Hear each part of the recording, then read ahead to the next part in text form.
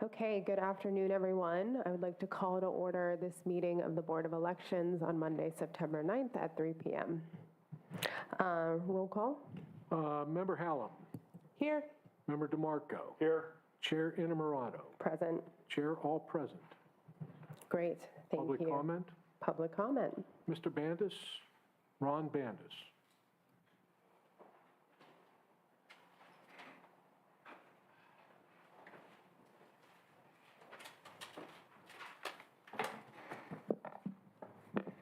Good afternoon. I'm Ron Bandes. I hold a master's degree in information security from Carnegie Mellon. I've briefed the Secretary of the Commonwealth in a previous administration on election integrity. I've been an invited speaker at the Pennsylvania Election Policy Summit and at the National Security Agency, where I briefed 40-odd analysts for 2 hours on election integrity. The last time I addressed this body, I implored the Board and Division of Elections to improve transparency.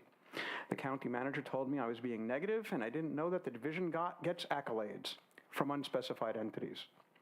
I hadn't realized this was a fan club meeting. In 2020, the division used a company to print and mail absentee and mail-in ballots. This company wasn't licensed to operate in Pennsylvania or even in their home state of Ohio because the company presents fraud conviction. They put barcodes right on the absentee and mail-in ballots and the identical barcodes on the declaration envelopes, which have the voters' names. I identified that these barcodes were unique to each voter, and thus they violated the Pennsylvania Constitution's guarantee of a secret ballot. The division promised not to print personally identifiable barcodes on the ballots or use that company again, but in 2022 they did. Subsequently, Vote Allegheny asked for a written commitment to not do these things again, and the division refused. A member of Vote Allegheny sought to demonstrate to the public that the division and this Ohio company were able to identify the voters on these ballots. We requested to take images of the ballots and declaration envelopes, which are public records. At first, the division gave us an appointment to do that. The day before the appointment, they canceled. The Vote Allegheny member took them to court over this and related issues. The division argued that the ballots, which say official ballot on them, are not official after voters mark them. The voter is then supposed to put his marked ballot into a secrecy envelope marked official election ballot. The county only has to provide images of ballots, mail-in ballots that are official. In a previous board meeting, the division argued that the ballots are both official and unofficial, depending on which is advantageous for the division. It's official, so it can be counted, and it's unofficial, so the division and the assistant county solicitors can cover up the malfeasance of their constitutional violation. The division claims that they can't make public images of absentee mail-in ballots from those elections because it would allow the public to identify whose ballots are whose. Yes, it would. It would do so because they violated the Pennsylvania Constitution and our ballot secrecy twice. And yet the division told the board at a recent public meeting that the county has never had the ability to go back and see how a voter has voted. The same day as that meeting, the county filed a brief in court saying that they could tell who were the voters associated with those ballots as an argument for denying a public records request. I don't think that the Division of Elections and its assistant county solicitors understand the importance of transparency in a democracy. I don't think they're able to do better, but the board could do better and make reforms to promote transparency.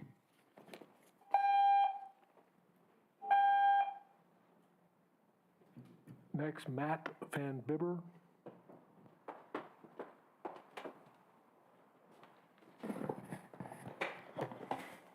Hello, Board. So I will back up what Ron just said. I actually have a court case that goes along with that.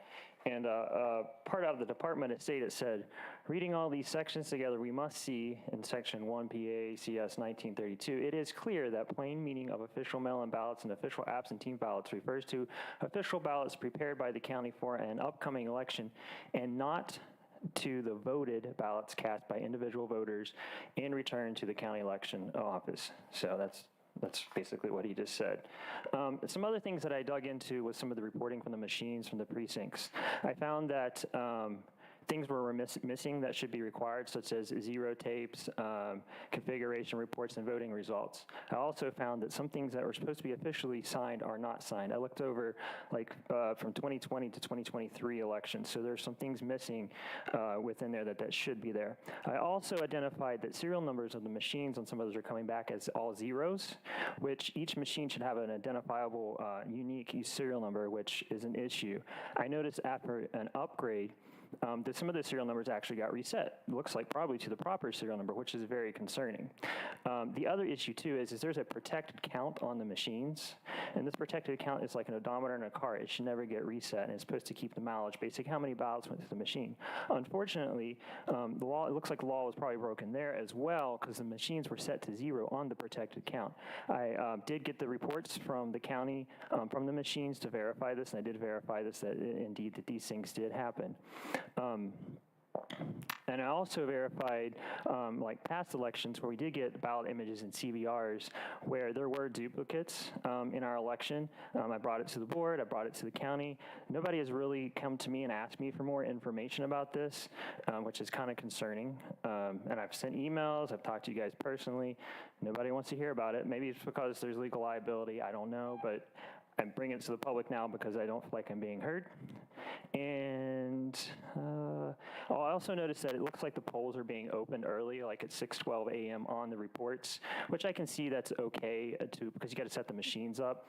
But I am concerned because it doesn't look like we actually have, there's no logging that says when an actual first ballot in was scanned.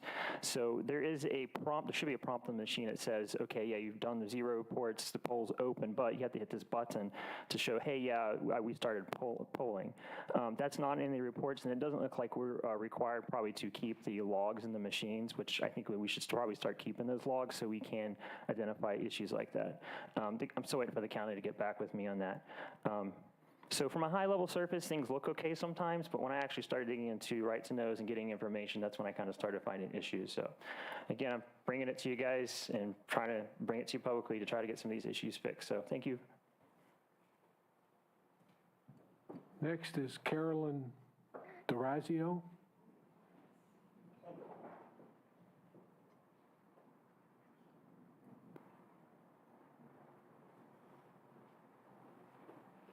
Good afternoon, board. First time I've been to one of these meetings.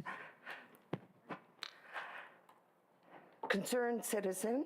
I've been an attorney for 30 years, and I wanted to pose a few questions to the board as well as to the public to think about, and I honestly don't know the answers. At every exchange spot in the process, and I've only gotten recently involved in election integrity and election activities, we should have monitors on both sides, both the Republicans, Democrats, even the independents, monitoring whenever these ballots are scanned or any activity whatsoever regarding that particular ballot, to assure the public that one person, one vote. I've heard of crazy stories like in the last midterm election, boxes of ballots showing up at a university with, you know, just boxes and boxes already designated who those ballots were voting for. And they were multiple ballots for each student. I also know of a personal story from a friend of mine whose father passed away, and yet he voted in the last election. So I know what's top of mind for everyone these days is what assurance do we have as citizens of America, the United States of America, that it is one person, one vote? And I'd love to know with the county, which Pennsylvania is very much going to be in play in the general election, what the county is doing that is different from the 2020 election. And we all know Pennsylvania was definitely in the news in the 2020 election. Thank you. Fourth and the final speaker, Ben Wainwright.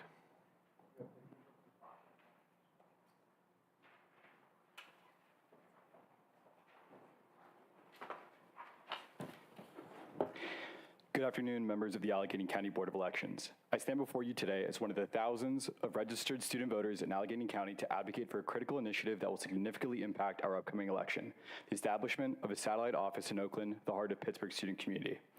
Oakland is not just another neighborhood. It's the most densely populated area in our county, home to tens of thousands of students from multiple universities with multiple precincts dividing it. These young voters represent the future of our democracy, and we must do everything in our power to ensure that all eligible voices are heard on Election Day. So why Oakland? First, Oakland's population density exceeds any other area in Allegheny County. By opening a satellite office here, we can serve the greatest number of voters in the most efficient manner possible. Furthermore, if I'm not mistaken, not only are there the most voters by area in Oakland, but there is nowhere in Allegheny County with more first-time voters than Oakland as well. And to top it all off, there's nowhere in Allegheny County where people update their registration more often than Oakland. With major institutions like the University of Pittsburgh, Carlow University, and Carnegie Mellon University, all located in Oakland, a satellite office would be within walking distance for thousands of students. This proximity is truly crucial for encouraging youth participation in our democratic process. Students often face specific challenges when it comes to voting, such as unfamiliarity with local procedures or difficulty in obtaining proper identification. It is this board's responsibility to ensure that its constituents have an accessible place to address these issues. Some may suggest that areas like Squirrel Hill could serve the same purposes. However, I must emphasize that Squirrel Hill simply is not Oakland.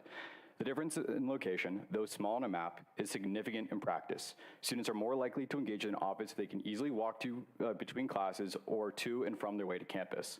This satellite office would be one of the most important, if not the most crucial office for this election. By facilitating voting access for such a large and concentrated population of young voters, we have the opportunity to, 1, increase overall voter turnout, to specifically increase youth voter turnout, 2, engage first-time voters in the democratic process, empirically proven to create lifelong voters. 3, alleviate pressure on other voting locations. 4, demonstrate our commitment to our country's democracy. As has been said by this elections division 2 weeks ago, we have tried the geographic approach. It's time for us to try the people approach. This right here is how you serve the great American voters of Allegheny County, our great Commonwealth, and our great country.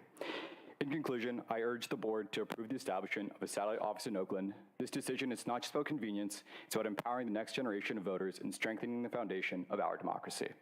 Let's make Oakland a beacon of civic engagement in Allegheny County. Thank you for your time and consideration. There's an additional speaker if the chair permits, somebody by the name of Haley. Haley, when you speak, give us your last name, please.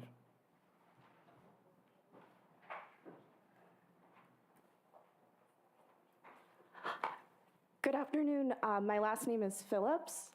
I am here. I'm a judge of elections for Pittsburgh's District 6, Ward 3, or Ward 6, District 3, sorry. This too is also my first time ever speaking at something like this.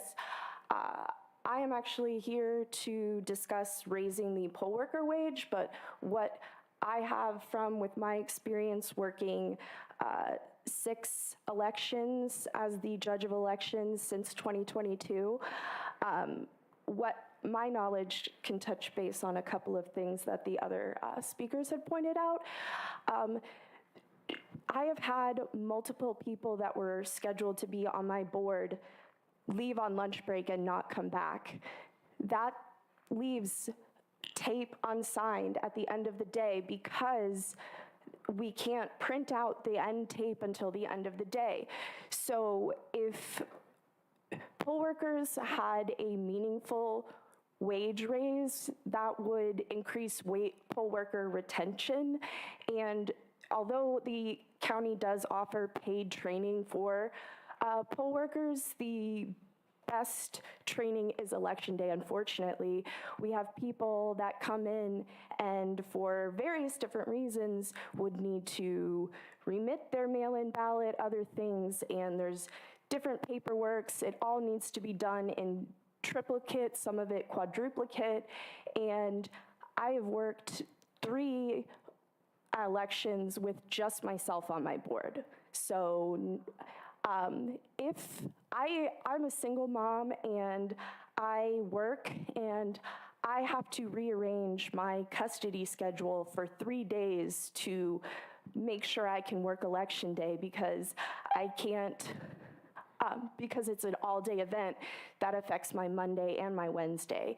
So I do this because I want to do this, but I do believe that we should be compensated, especially if we're continuing to come back to serve our communities, our neighborhoods, and this is the only way to build trust with voters, is for them to see familiar faces and ask questions. Because if you ask me, I can tell you in quadruplicate, a lot of the things that people say are happening are not happening, and I have the experience, and I highly suggest everybody to sign up to be a poll worker at least once. If you have all of these thoughts about what's going on, please don't speak on them until you put yourself in a poll worker's shoes and see what is going on for an entire day. Thank you.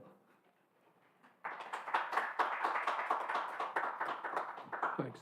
The chair permits, we have some emailed comments. Everything gets posted, but if you'd permit, I'd summarize those. It'll take but a minute or two. Yes, please proceed. From Daniel Hardwick, in essence, questioning voter roll maintenance in terms of people on the rolls and the removal. From Brenda Foreman, who raises questions about funding streams, certain line items, expense, and some technical questions.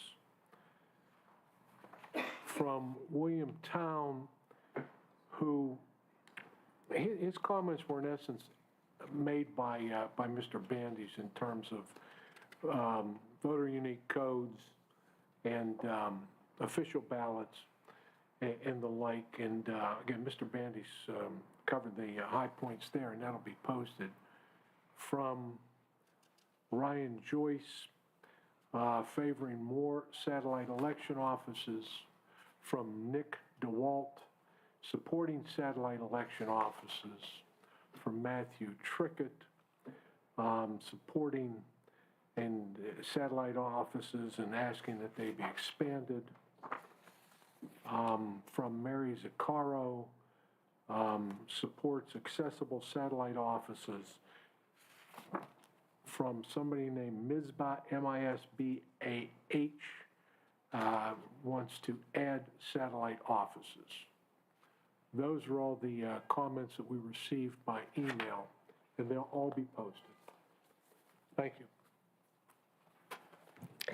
Thank you. Moving on to the approval of the minutes from May 13th meeting. Do I have a motion? So moved. Second. All in favor? Aye. Thank you. Brilliant. Okay, 2024 general election preparations.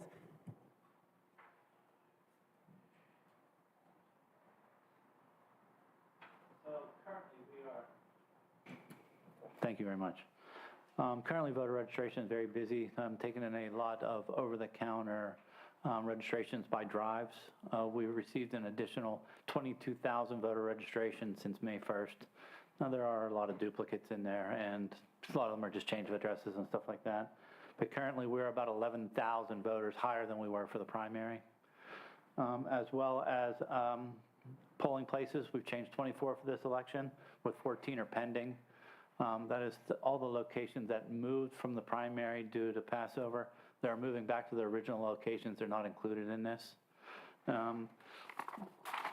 The applications for mail-in and absentee ballots, this afternoon we had 160,000. We'll probably top out around 200,000 for this election, which is considerably less than 4 years ago. And we currently have confirmed poll workers at 5,950. We have about 850 to go and a month and a half to do so. I think we're in really good shape there. That's about all the updates I have at this point. Just following up really quickly, as most of you know, we did a public meeting on August 28th to talk about ballot return sites and off-site voting options, and we also had a survey that was made public.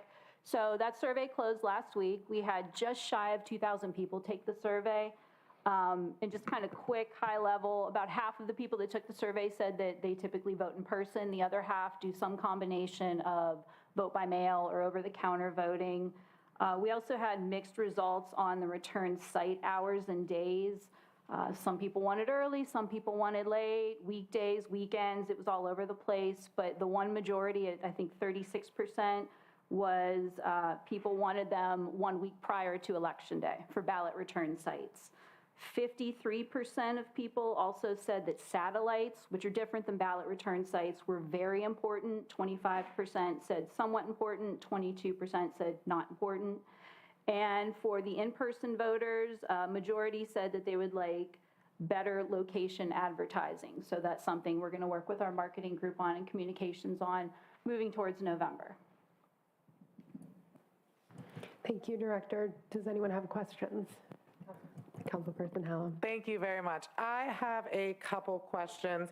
The first question is about the poll workers for Election Day. So I know that at the information session, we talked about how the workers at the warehouse are not poll workers and those are county employees. Are any county employees included in that 5950 number? We have not assigned any county employees as of yet. Okay, thank you. And I just want to say that more than any other year, I mean, I spend a lot of my time on Twitter, and every other ad see an ad to be a poll worker. So thank you, whoever is doing, maybe that's just my algorithm, but I've seen it so much, and it catches your eye, and I just think it's great. So I wanted to give props where it's due. My next question is about, I keep hearing a lot about this official ballot versus unofficial ballot and unique barcodes I know were brought up today. Just for my own information and for people who I assume are hearing it and have the same questions as I have, is it this number that's like down here? Can you tell me where on my ballot I would see this unique barcode? That barcode on your ballot, we're using a different print vendor now. That barcode on your ballot indicates your precinct number. Okay. That no way identifies you as a voter. Okay, great. And so every single person who lives in my precinct who's voting by mail would have the exact same numbers on their bottom of their ballot as I would? That is correct. Perfect, thank you very much. I was wondering about that. And then I have a couple questions about, when we get down to ballot return sites and satellite voting, so I will save my questions for then. Thanks. Councilperson DeMarco. Thank you. Mr. Voy, when you come before us here in the future, I would appreciate if you guys could provide us a sheet of paper with the statistics that you're rattling off, talking about how many of this or how many of that or something like that, so that we have that, we're able to look at that during your remarks instead of trying to capture them and perhaps miss something, okay? Yeah. Ms. Garfalo, you talked about the survey responses. You said you had about, and I'm paraphrasing, you said you had about 2,000 total responses. They were split between folks that voted in person, and then you started giving percentages as to the people that wanted satellite voting offices. Did you ask any questions on the survey why they requested or felt a satellite voting office was important? We did not. We just asked their level of interest in the satellite voting. Okay. Could you tell me how many people from a numerical perspective weighed in on those questions? You were giving me, like you said, 22%, I think is the last one. The last figure you quoted say that they said was very important. How many actual responses does that 22% represent? If you give me a minute, I can get my calculator out and do 22% of 1,900 and change. Well, the people that voted in person thought the satellite voting offices were important? I don't know. Because you said 1,900 people voted. Well, so I don't know if the people that said satellites were very important were also the people that said that they vote in person. I didn't track those to see, if person A said they typically vote in person, how the rest of their survey responses tallied up. Yeah, I'm just trying to gauge. We have 918,000 plus registered voters in Allegheny County. So I'm just trying to gauge from a response perspective, response rate, how many of these people felt and try to understand why. Sure, understood. Okay, thank you. Any other questions? Okay. Moving on to agenda item 5, ballot return sites.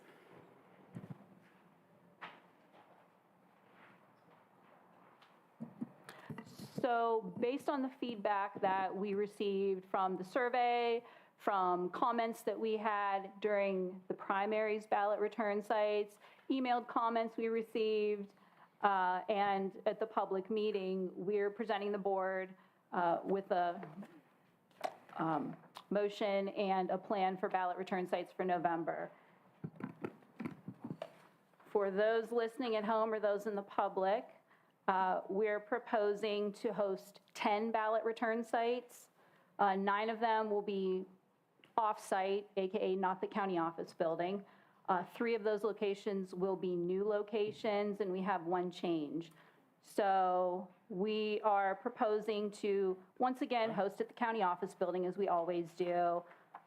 We'll also be going back to the emergency services building in Moon Township. We'll be going to Boyce Park in Plum, Carnegie Library in Squirrel Hill, the North Park Ice Rink, the South Park Ice Rink. The one change that we had, rather than going to the Kane McKeesport, we would like to switch that location to the Greater Pittsburgh Food Bank in Duquesne. And then we've added 3 new locations for the ballot return sites, which are the Dormont Pool, CCAC Homewood, and the Avalon Public Library. When we took data from prior elections to see where we just weren't getting returns, there was a really dense population of people not returning in the Dormont area, kind of Route 19, and along Route 65 in particular, and then over on the east side of the city. So that's what drove the 3 additional locations.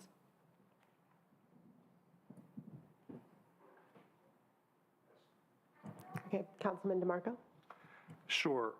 Ms. Carpal, you said you presented a plan. I have the resolution which was mailed over on Friday, but I don't have a plan. What's the plan? And I ask because in the primary, I supported ballot return sites because we had a plan that you guys submitted to the Department of State. And it talked about the things that you were providing at these locations. Signage, accessibility to voters with disabilities, county police officers would be stationed at each location, video surveillance and things, all of these different things that were here. But none of this was submitted here.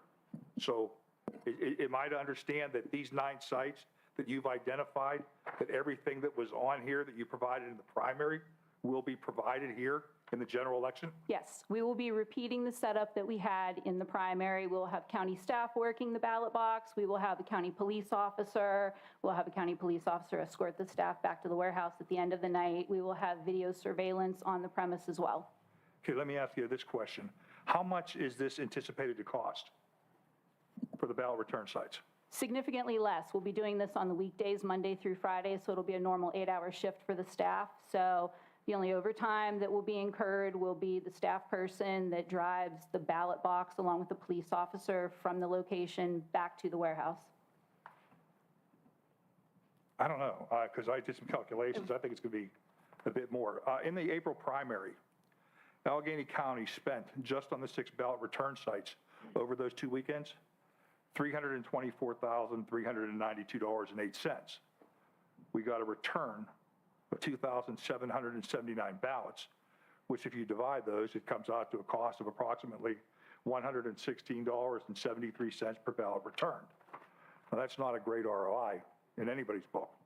Now, when we talked in the primary, in the meeting we had after the primary, you folks talked about how part of that cost included the cost to purchase the video equipment. And so that was $220,000 and change.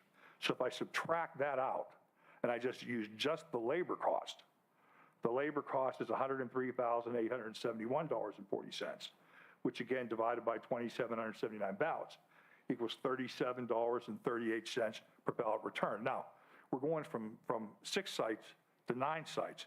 How many sets of video surveillance equipment do we have? We have 12 total cameras. Some locations, we have 2 locations that do require 2 separate mobile units. We already have those. We purchased those. As you said, we own those. The 10 sites, including the weekend hours, we're operating on about $2,500 per site per day. So it equals out to about $25,000.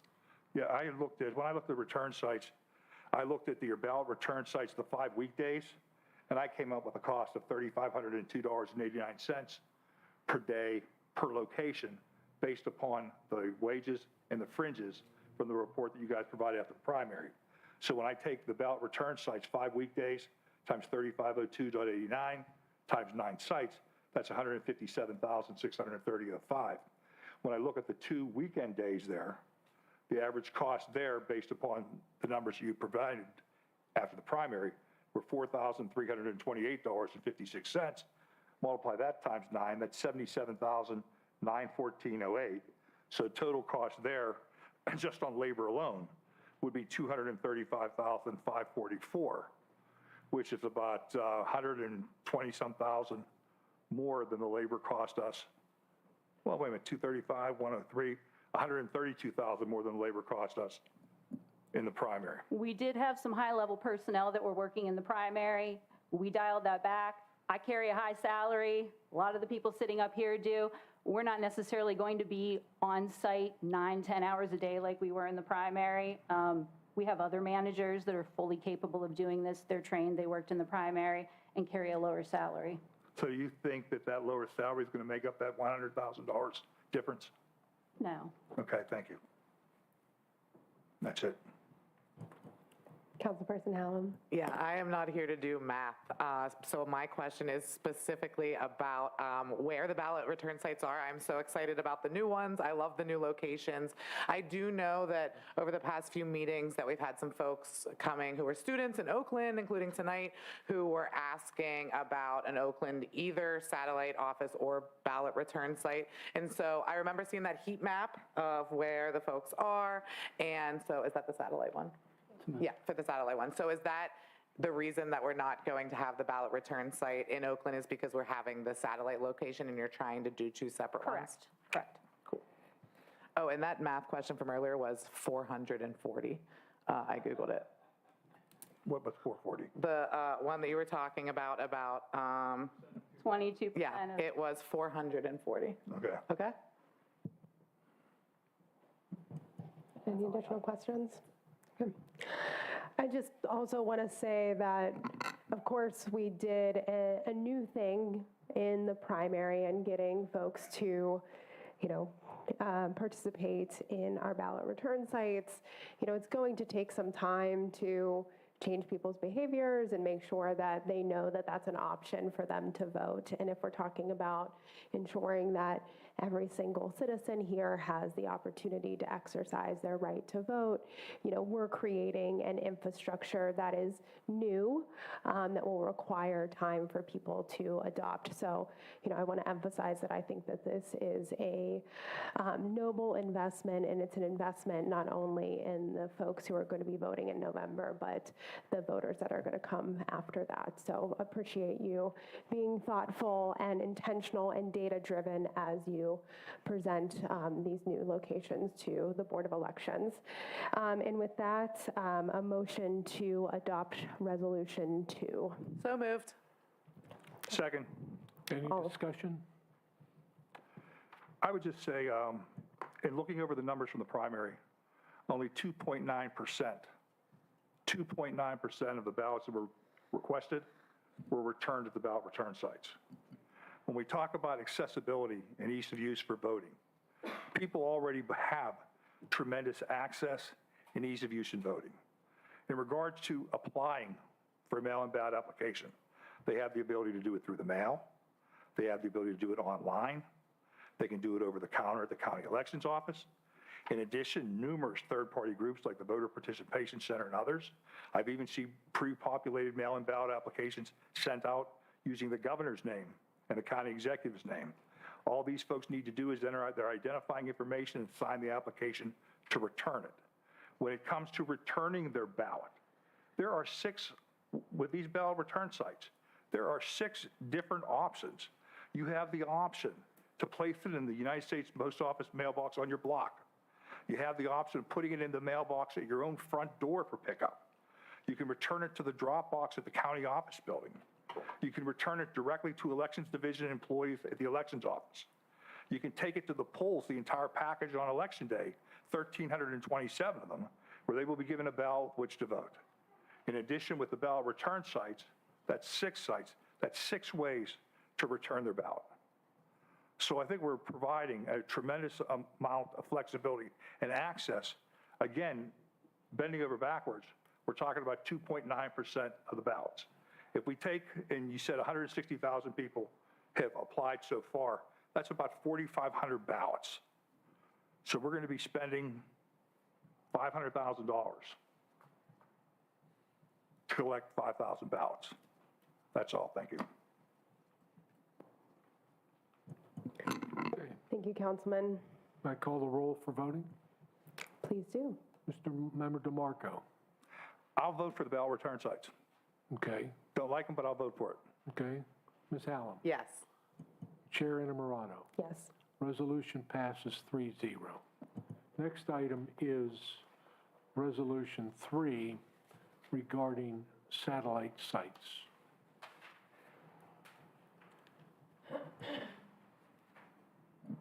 So again, based on public feedback and the data that we reviewed for prior elections, we would like to host 5 satellites. So as a reminder for everyone, satellite office, it's kind of the whole shebang. You can apply for a mail-in ballot. People have the option to register. You can get your mail-in ballot printed on site. You can fill it out and turn it in. You can take it home with you if you want to mull it over. But you can do everything all in one stop. Very similar to what we did in 2020, just on a smaller scale. So 2020, we had 10 terminals at every location. We had upwards, I think, of 40 or 50 staff at the locations that we hosted, and we had roving locations.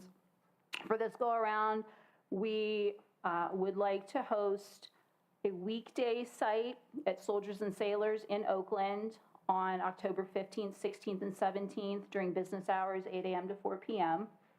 And then on 2 weekends in October, the 19th and 20th, and 26th and 27th from 9 to 5, we would like to host satellite offices at the CCAC Homewood, North Park Ice Rink, South Park Ice Rink, and County Office Building.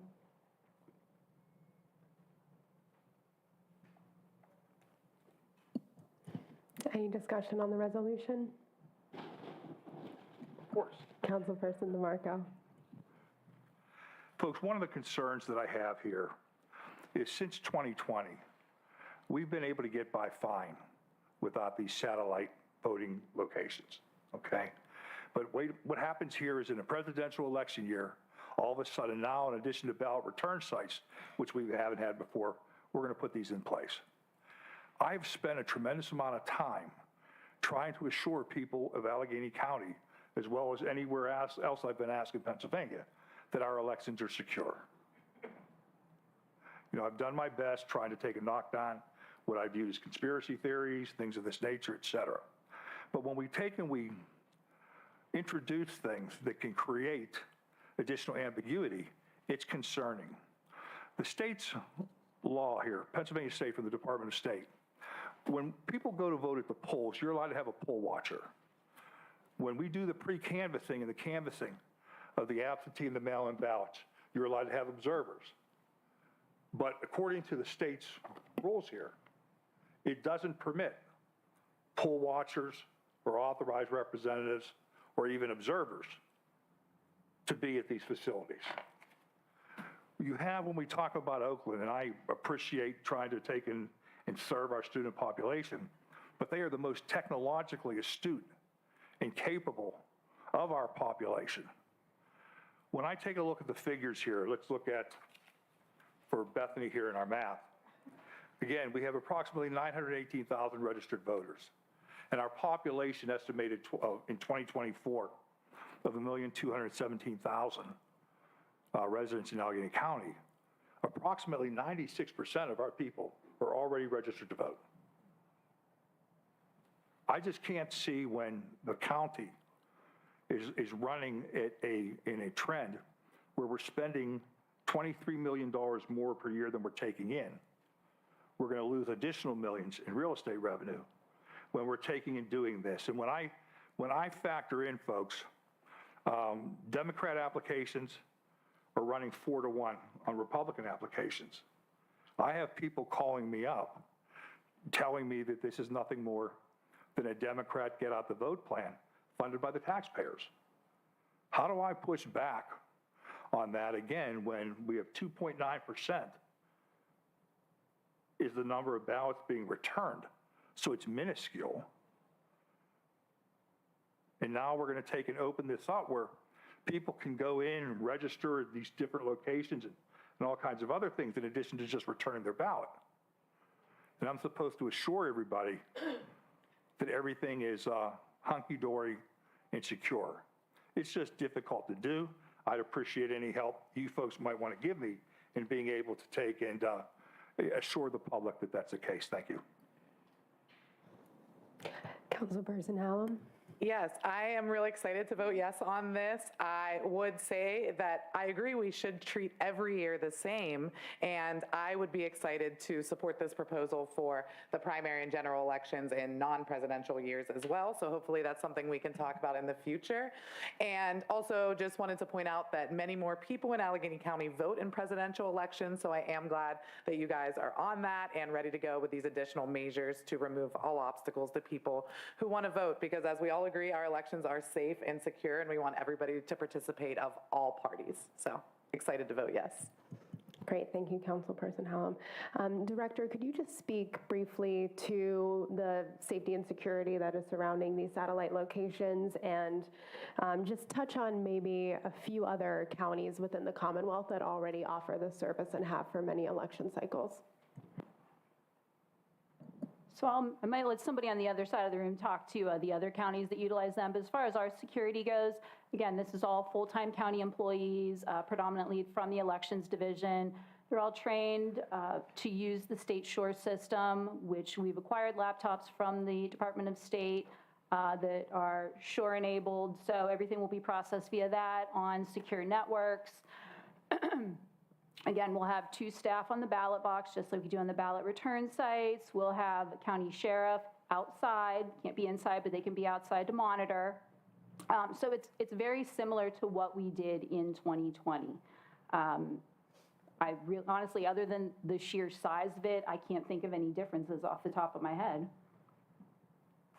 And I believe some of the other counties out east are Philadelphia, Montgomery, Burke. Some of those counties do utilize satellite voting. I think we'll be the only on this side of the state, though. Great, thank you. And just want to reiterate my tremendous amount of respect and trust I have for our elections employees and their ability to administer elections.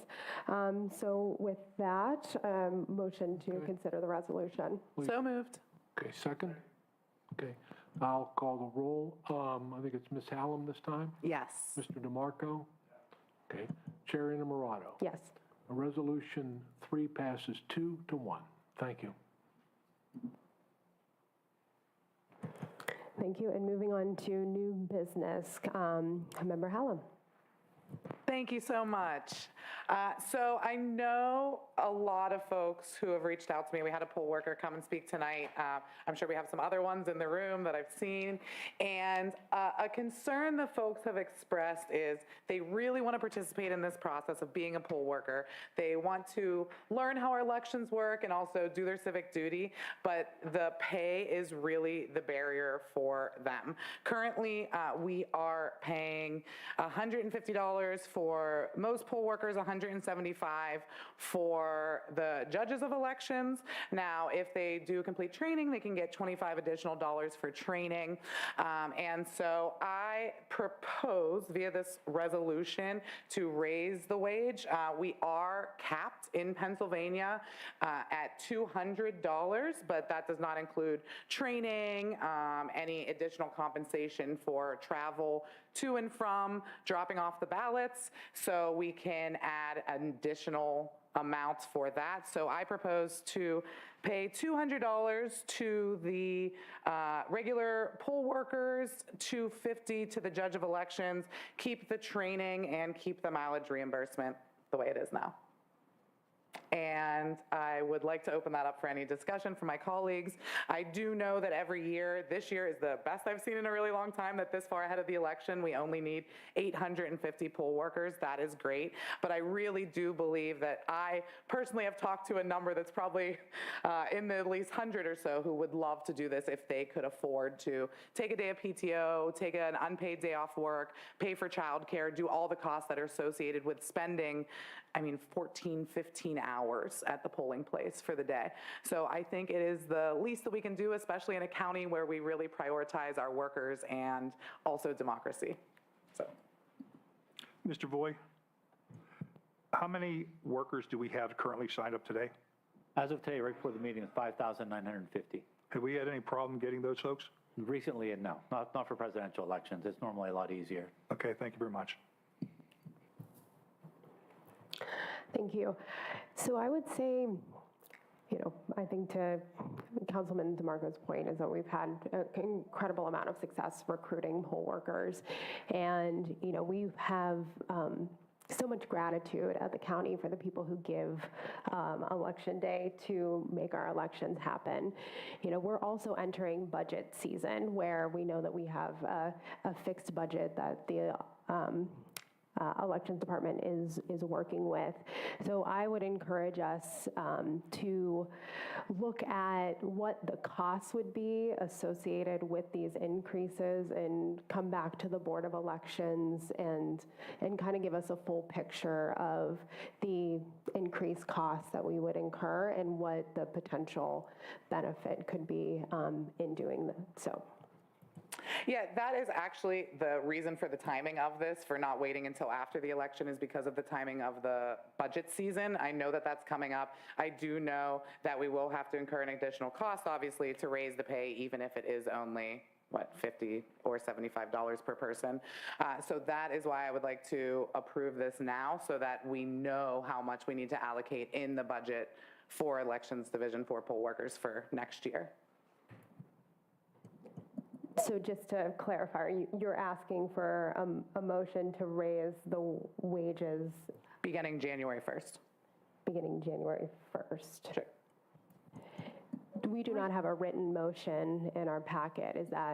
Can our solicitor speak to that? We do not, but I think we can verbalize it. But Bethany, what you forget is, you said the judge 250. The compensation has to be maxed at 200. Now, you did touch on training and things like that, but a component for compensation, actual compensation, cannot exceed $200. Right, so we could delineate it to make it so that it's $200 for serving, because that would work for both of them, and then $50 plus the mileage that they're already getting for the judges of elections who do go to the warehouse, drop off ballots. Respectfully, could we table this until our next meeting, which is going to be in October, 2 weeks prior to the election? That'll give us time to actually calculate how much of a financial burden that's going to be on elections.